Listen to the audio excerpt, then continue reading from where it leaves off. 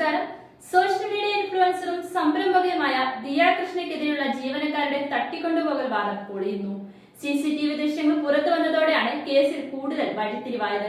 സ്ഥാപനത്തിൽ സാമ്പത്തിക തിരിമറി നടത്തിയതായി ആരോപിക്കപ്പെടുന്ന ജീവനക്കാർ ഉയർത്തുന്ന വാദങ്ങൾ ഓരോ ദിവസവും ദുർബലമാകുന്ന തെളിവുകളാണ് പുറത്തുവരുന്നത്. ജീവനക്കാരെ ബലമായി തട്ടിക്കൊണ്ടുപോയെന്ന പരാതിയിൽ ദിയയുടെ പിതാവും നടനുമായ കൃഷ്ണകുമാർ പ്രതിയാണ്. പരാതിക്കാരിയായ 3 വനിതാ ജീവനക്കാരെ കൃഷ്ണകുമാറിന്റെ കാറിൽ കൊണ്ടുപോകുന്നതിന്റെ CCTV ദൃശ്യങ്ങൾ ചില ദൃശ്യമാധ്യമങ്ങൾ പുറത്തുവിട്ടു. എന്നാൽ ഇതിൽ ബലപ്രയോഗം നടന്നതായി യാതൊരു സൂചനയുമില്ല. കൃഷ്ണകുമാറിന്റെ മക്കളടക്കമുള്ള സ്ത്രീകളും വാഹനത്തിൽ ഇവർക്കൊപ്പമുണ്ട്. 2 ജീവനക്കാർ കാറിൽ കയറുന്നതും ഒരു സ്ത്രീ സ്വന്തം സ്കൂട്ടറിൽ വാഹനത്തിന് പിന്നാലെ പോകുന്നതും ദൃശ്യങ്ങളിൽ കാണാം. കവടിയാറിലെ ദിയയുടെ ഫ്ളാറ്റിൽ നിന്നാണ് ഇവരെ കൊണ്ടുപോകുന്നത്.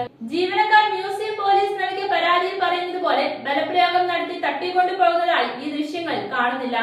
സാമ്പത്തിക തട്ടിപ്പ് സംബന്ധിച്ച് സംസാരിക്കാനായി ആദ്യം ദിയ കൃഷ്ണയുടെ ഫ്ളാറ്റിലേക്കാണ് ജീവനക്കാർ വരുന്നത്. കൃഷ്ണകുമാറും ഭാര്യയും 4 മക്കളും ഈ സമയം ഇവിടെ ഉണ്ടായിരുന്നു. സംസാരത്തിനിടെ ഒച്ച ഉയർന്നപ്പോൾ ഫ്ളാറ്റിലെ റെസിഡൻസ് അസോസിയേഷൻ ഭാരവാഹി ബുദ്ധിമുട്ട് പ്രകടിപ്പിച്ചതോടെയാണ് ഇവരെ കൃഷ്ണകുമാറിന്റെ അമ്പലമുക്കിലുള്ള ഓഫീസിലേക്ക് കൊണ്ടുപോയത്. ഇതാണ് തട്ടിക്കൊണ്ടുപോയി ബന്ദിയാക്കിയതായി ജീവനക്കാർ ആരോപിക്കുന്നത്. 3 ജീവനക്കാരികളിൽ 2 പേർ കാറിൽ കയറി പോകുന്നത് കാണാം. ഒരാൾ കാറിന് പിന്നാലെ സ്വന്തം സ്കൂട്ടറിൽ തന്നെ പോവുകയും ചെയ്യുന്നുണ്ട്. ബലപ്രയോഗം നടന്നിട്ടില്ലെന്ന് ഫ്ളാറ്റിലുള്ളവരും മൊഴി നൽകിയിട്ടുണ്ട്.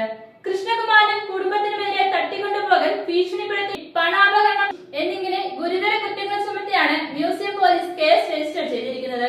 കൃഷ്ണകുമാറിന്റെ അമ്പലമുക്കിലുള്ള ഓഫീസിൽ നിന്നുള്ള CCTV ദൃശ്യങ്ങൾ ശേഖരിക്കാൻ അന്വേഷണ സംഘത്തിന് സാധിച്ചിട്ടില്ല. തട്ടിക്കൊണ്ടുപോകലും പണാപകരണവും സംബന്ധിച്ച് ജീവനക്കാരികൾ നൽകിയ പരാതി സാധൂകരിക്കുന്ന തെളിവുകളൊന്നും അന്വേഷണ സംഘത്തിന് ലഭിച്ചിട്ടില്ലെന്നാണ് സൂചന.